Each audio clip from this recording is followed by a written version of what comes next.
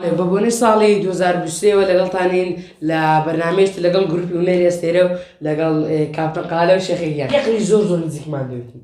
زور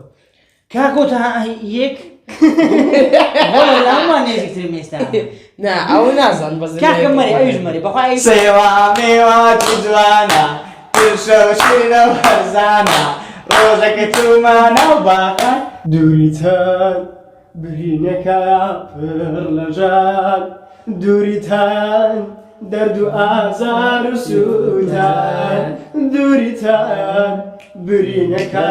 فرلجان قرر يرد چیشی لگا کابری پیاسی دکی لپارکو مارکان نگوش جناب بیلیر دانشی حالا سینگر بسوریوا وزعت زارش دیونی خواه كل هالنيرك ليجي اری والله كل شيء نیتم نيتم اگر ایسته یک پنی ده پرسم دي خوب بكل شيء صدق نانكي والله نه کیسه دو عمری پرسم نازم وی برادر هي فقيرة فقيرة بعد ما يجني بكات الرجاء زي خرزة يا تمشي شناكم امش فقيرم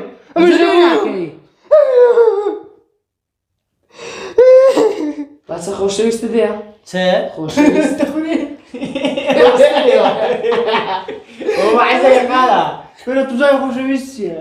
وناس يعني كنا اقلك شي قربو با خصش انا كنت اقلك شي قربو تبا مريدي ما تباش خوشكم شو داز بزاف انا خوش ويسي جامع حتى قل